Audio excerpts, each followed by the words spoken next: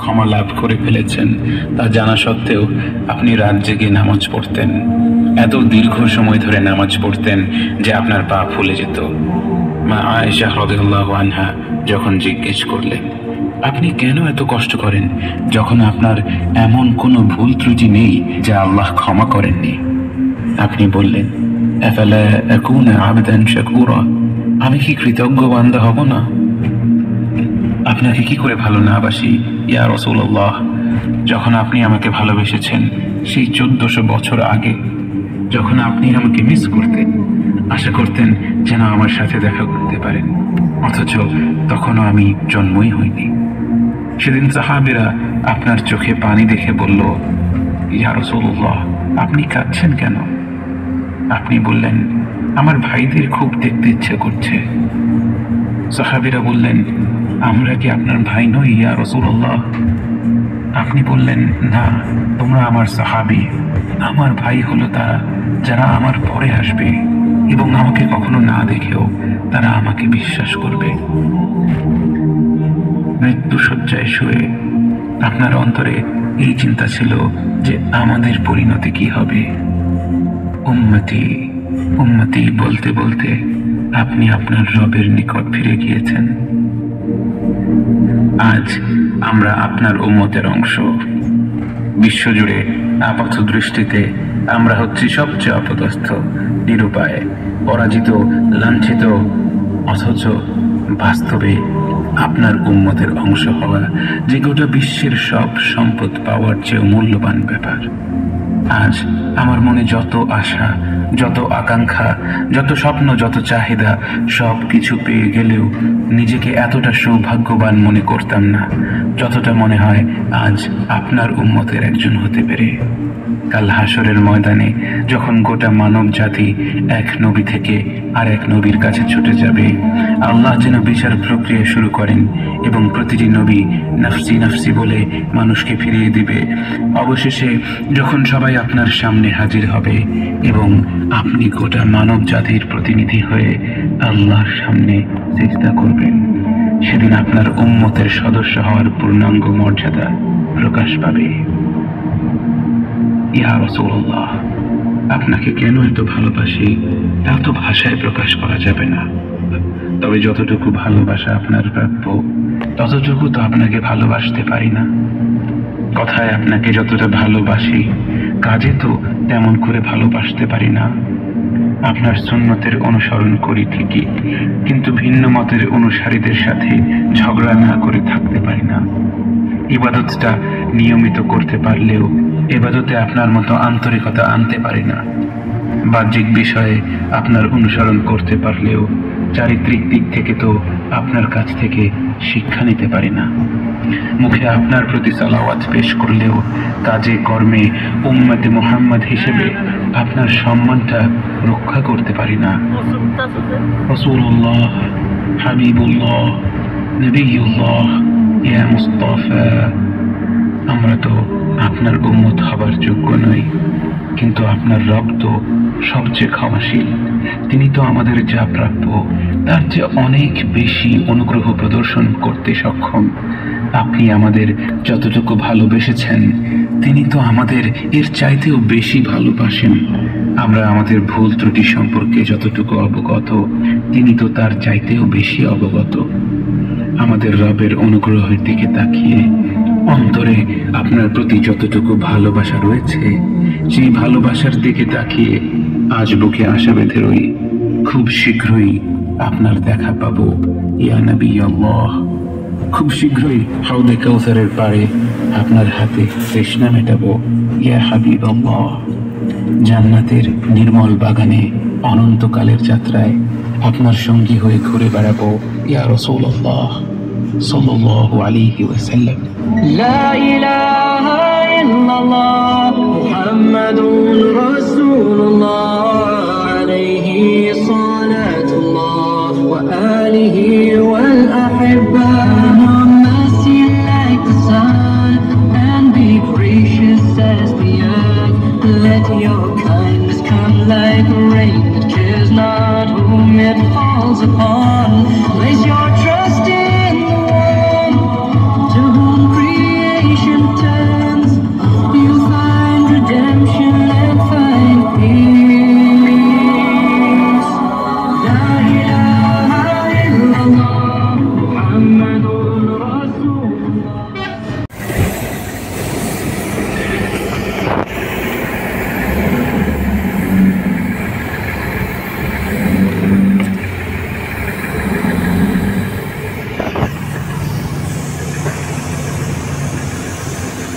মারাত্মক রাস্তা এটা।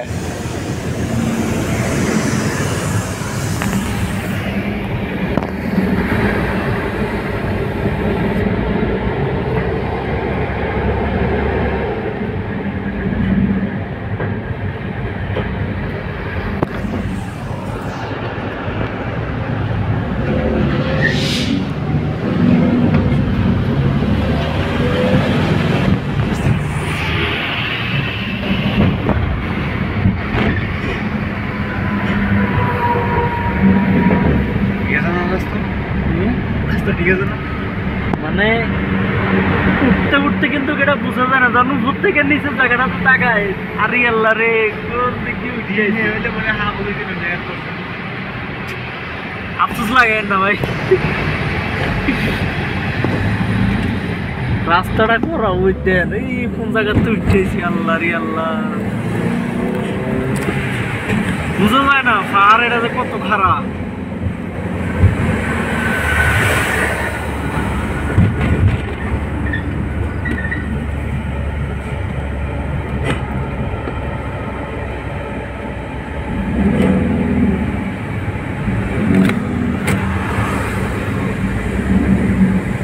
বাংলাদেশে যে ট্রাক ওগুলো দিয়ে রাখছে হেঁটে এলে এন দিয়ে জীবনে উঠতে পারতো না, সব লেলে আর টাটা আইসে রেডি দিয়ে রাখছে। আর এই দেশে এসে সব বলবো মার্সিডিজ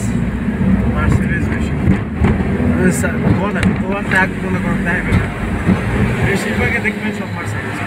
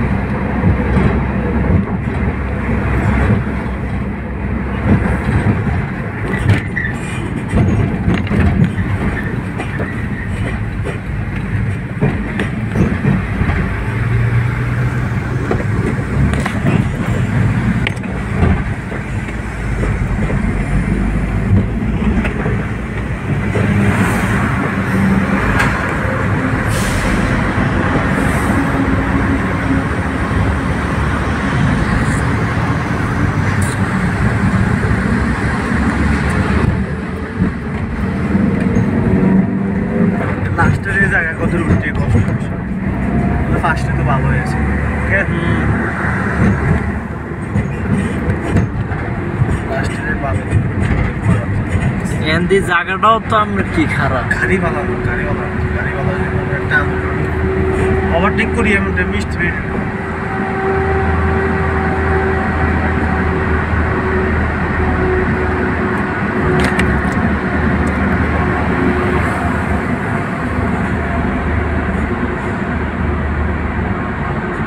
ওভারটেক না করলে কোথায় ওই দেখলাম না।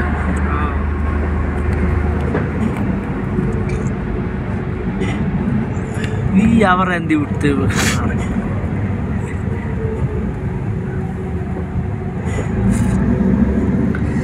মিসু ভাই দিনের বেলায় দিল্লি তো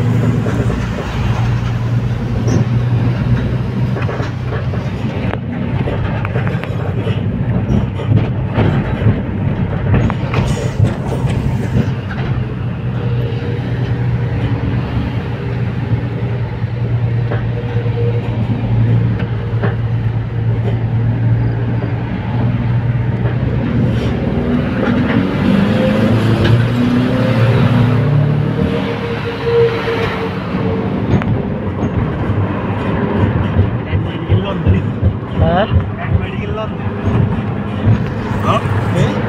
মেডিকেল লন্ডন হ্যাঁ ঠিক না রিক্সি সামনে দিয়ে গাড়ি এলে চিটফটাং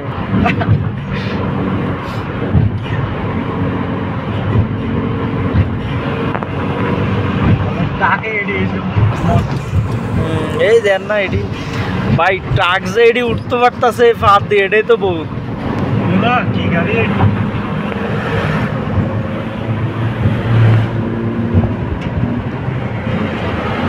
পাহাড় এত উপরে এদিক দিয়ে মনে হয় যে আমরা ছাদের কাছে চলে এসেছি ছাদ দেওয়া যায় অল্প একটু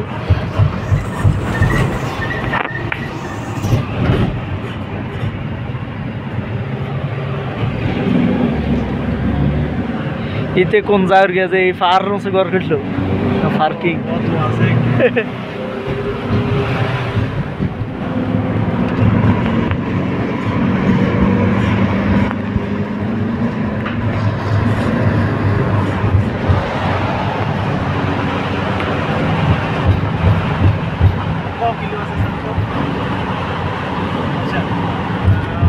দেখতেছি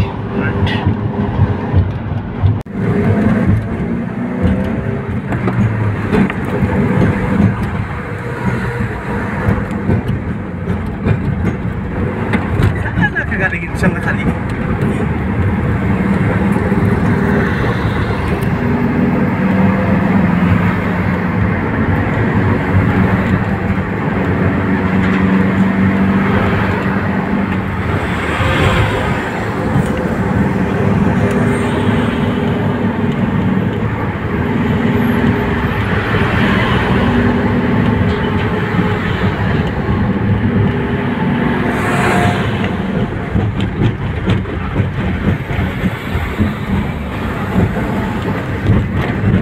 লাভ নাই কেন সামনে এখন পরে ওই ধরি আগের মতো 1000 টাকা দিয়ে দিই ওই তোর গাড়ি হারাই গেছে কিন্তু কমই আছে কিন্তু আরো বেশি কিন্তু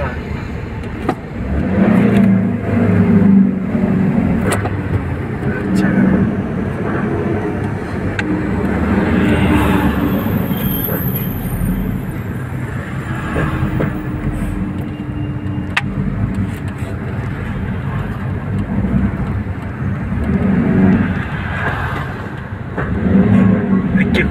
যদি কদিন লাগলো খালি গেজানি এই যে হুন্ডাই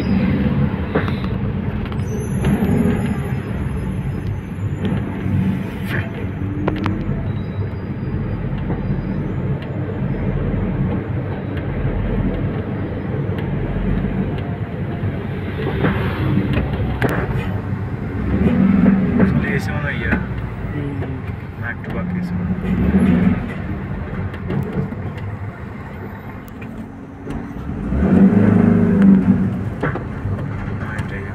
এই তো আইলো নিয়ে গেছে না আইলো নিয়ে গিয়ে আবার ঠিক করছি তো ওই যে ফেলে দিয়ে গেছে না হিয়ে তুলে গেছে তার অল্প যে ইয়ে তো শেষ